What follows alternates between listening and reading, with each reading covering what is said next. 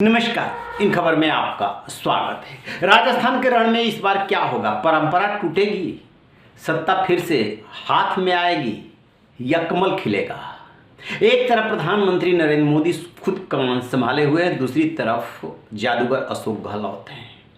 Congress high command वहां पर चुनाव नहीं लड़ रहा है, चुनाव लड़ रहे हैं अशोक गहलोत। सचिन पायलट किनारे थे क्योंकि राहुल गांधी की कोई बात मान ही नहीं गई। शांति धारीवाल की टिकट को लेकर के केंद्रीय नेतृत्व से लड़ गए अशोक गहलोत। और जो राजस्थान में जा रहे हैं वो देख रहे हैं कि काफ़ी हद तक उनका जादू काम भी कर रहा है, लिहाजा हाईकमान चुप रह गया। एक टिकट के लिए वो राजस्थान के रण में अपनी हार कराने को तैयार नहीं हुआ। राजनीति में ये सब होता है।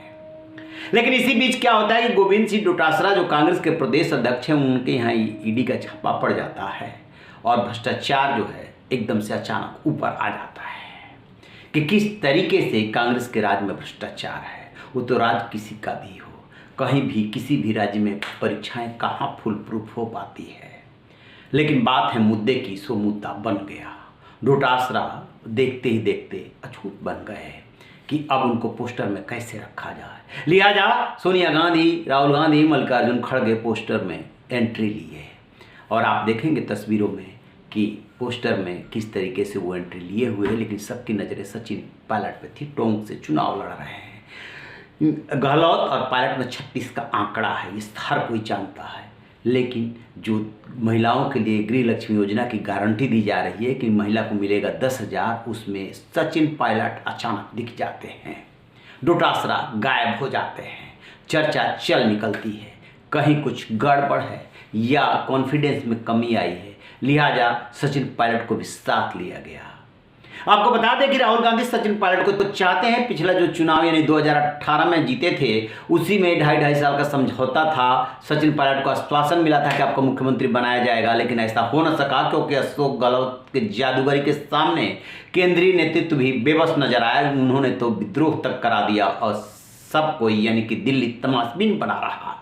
कांग्रेस का एक बहुत बड़ा वर्ग चाहता था कि अशोक गहलोत के खिलाफ एक्शन हो, लेकिन एक्शन नहीं लिया जा सका और चुनाव में भी उन्होंने अपने मन माफिक लोगों को टिकट दिलवाए।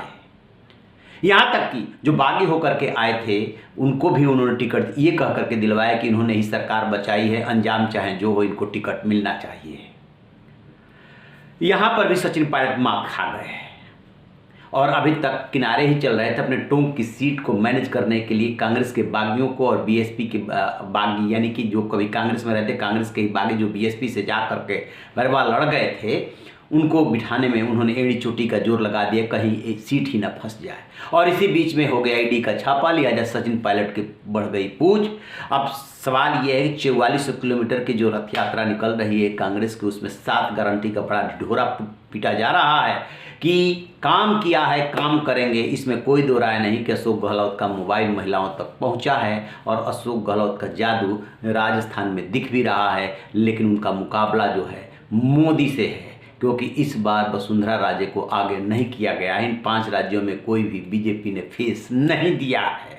देखते हैं कि अशोक गहलोत का जादू चलता है या पीएम मोदी का। रहिए बेखबर, देखते रहिए इन खबर। Thank you.